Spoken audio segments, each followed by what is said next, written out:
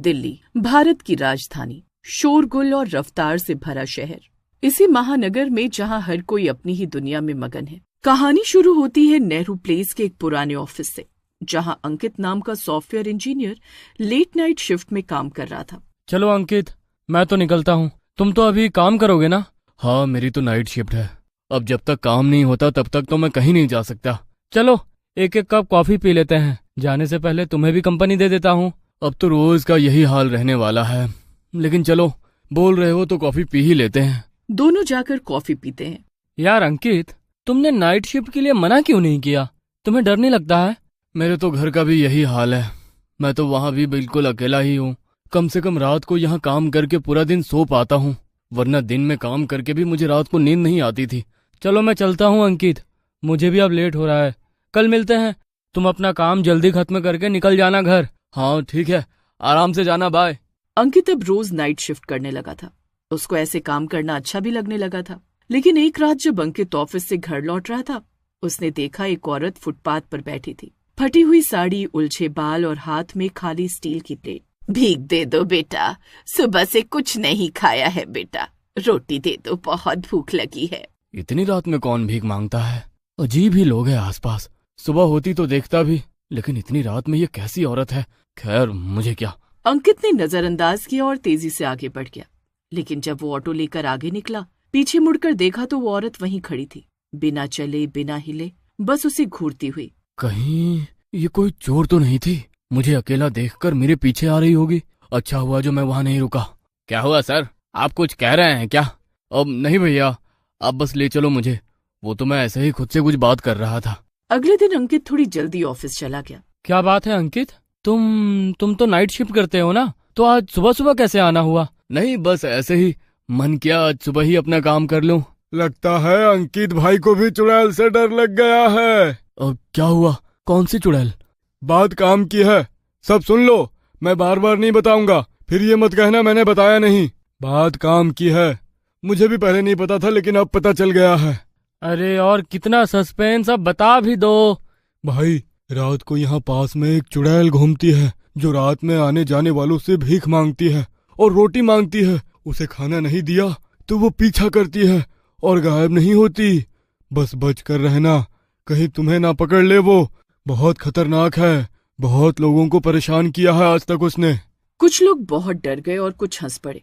हंसने वालों में अंकित भी शामिल था। वो भी बहुत जोर से हंसा, लेकिन उसके दिमाग में पिछली रात की वो आंखें चुप गई। उसको एकदम से सब याद आया। कहीं जो रात में मैंने देखा वो वही बुढ़िया चुड़ैल तो नहीं जो भीख मांगती है? नहीं नहीं, ये सब बस मेरे दिमाग की उपज है।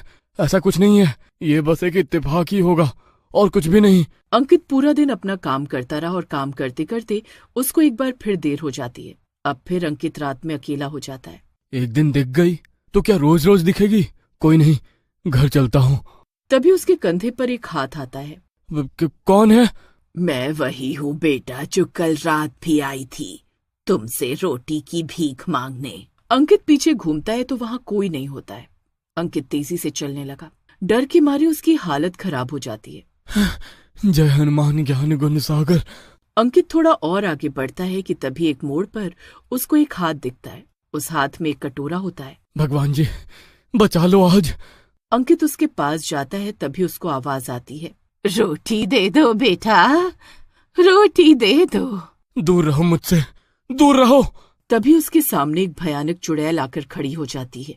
अब तो तू ही है जो है, मैं तुझे तब तक तड़पाऊंगी जब तक तू खुद भूखा न मर जाए। एक रात जब अंकित घर लौट रहा होता है तो वो चुड़ैल उसको पूरे रास्ते दिखाई नहीं देती। चलो, इसका मतलब है अब उसको कोई और मिल गया है। लेकिन जैसे ही अंकित अपने घर पहुंचता है, उसके दरवाजे पर वो चुड़ैल खड़ी नजर आती है। अब वो चुड़ैल अंकित को किसी न किसी मोड़ पर दिखती रहती है। कभी बस स्टैंड पर, कभी रेड लाइट के नीचे, कभी उसके फ्लैट के गेट के पास। और हर बार वही आवाज, उसी लहजे, भीख दे दो बेटा, रोटी दे दो बेटा। अंकित की हालत खराब होने लगती है। तुम मेरा पीछा क्यों नहीं छोड़ देती हो? मैंने तुम्हारा क्या बिगाड़ा है? मुझे तुझे भूखे मरते देखना है। तुम मुझे एक रोटी दे दो, भूख लगी है। चुड़ैल मुस्कुराई और रोटी लाकर उसके सामने बैठ गई। ये रोटी चाहिए तुझे? हाँ, तुमसे भीख मांगता हूँ। हाँ। ऐसे ही किसी से मैंने भी भीख मांगा था, लेकिन लोग कहाँ किसी पर दया दिखाते हैं। सबको बस खुद से मतलब है। इस मतलबी दुनिया में तूने तो फिर भी मुझे देख लिया, इसलिए मैं तेरे पीछे आ गई, वरना तो कोई मेरी तरफ देखता भी नहीं। तो तुम मुझे क्यों मारना चाहती हो? चुड़ैल कुछ नहीं बोली और 2 रोटी और 1 गिलास पानी रख गई। अंकित ने वो रोटी खाकर पानी पिया, तब उसमें थोड़ी जान आई। बहुत हुआ, यह चुड़ैल इतनी बुरी नहीं है, वरना ये मुझे मार देती। लेकिन इसने तो मुझे खाना दे दिया। इसके बारे में हमें पता लगाना पड़ेगा, आखिर बात क्या है। अंकित में अब हिम्मत आ चुकी थी उस चुड़ैल से आमना सामना करने की। उसने ठान लिया कि वो पता लगाएगा चुड़ैल का क्या सच है। अंकित इधर उधर उस चुड़ैल के बारे में पता लगाने की कोशिश करता है, लेकिन उसको कुछ पता नहीं चलता। पता नहीं क्या है, कुछ समझ नहीं आ रहा, क्या करूं।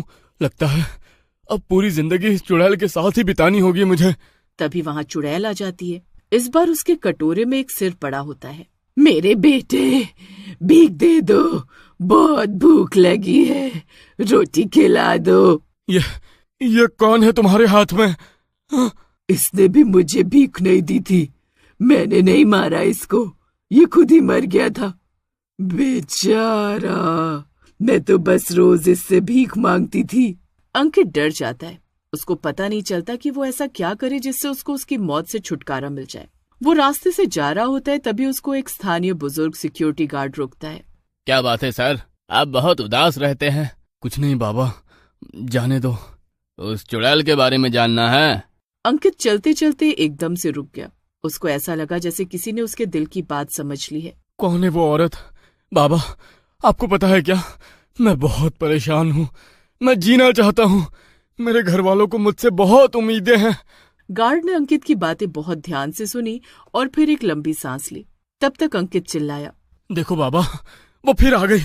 मुझे देखकर हमेशा ऐसे ही हंसती है ये। चुड़ैल ठीक अंकित के सामने खड़ी होती है, लेकिन जब बाबा घूमे तो उन्हें वहां कोई नहीं दिखा। मुझे कुछ दिखाई नहीं दे रहा है, लेकिन मैं तुम्हारा दुख समझ सकता हूँ बेटा। ये कौन है बाबा? मुझे क्यों नहीं छोड़ रही है? उसका नाम गुलबानो था। 90 के दशक में यहाँ फुटपाथ पर झोपड़ी में रहती थी। उसका पति मरा, बेटा उसे छोड़ गया। वो हर दिन एक ही चीज मांगती, रोटी। लेकिन लोगों ने उसे पागल कहकर मार डाला। कहते हैं मरने से पहले वो चिल्लाई थी कि जो मुझे भूखा छोड़ेगा मैं उसे भूख में जला दूंगी। उस रात अंकित के सपने में वही औरत आई। वो उसके बिस्तर के पास बैठी थी, चेहरा काला, आंखें जलती हुई, और कह रही थी, रोटी दो, नहीं तो अब तेरा पेट हमेशा के लिए जलता रहेगा। मैंने एक बार तुझे मौका दिया है, अब और नहीं दे सकती हूँ। अगले दिन अंकित को समझ आया कि उसकी भूल कहाँ हो रही है। उसने कभी उस भिखारन को खाना ही नहीं दिया। उसने अब तय किया कि अब वो उसे खाना देगा। वो बाजार गया, सामान खरीदे, गरम रोटियां ली और उसी जगह पहुंचा। अंधेरी रात थी। वो औरत फिर दिखी, इस बार और भी डरावनी पर शांत। अंकित ने खाना उसकी प्लेट में रख दिया। उसने मुस्कुराते हुए कहा, अब भूख नहीं रहेगी, लेकिन तुझे हर भूखे को खाना देना होगा, नहीं तो मैं फिर लौटूंगी। और वो हवा में विलीन हो गई।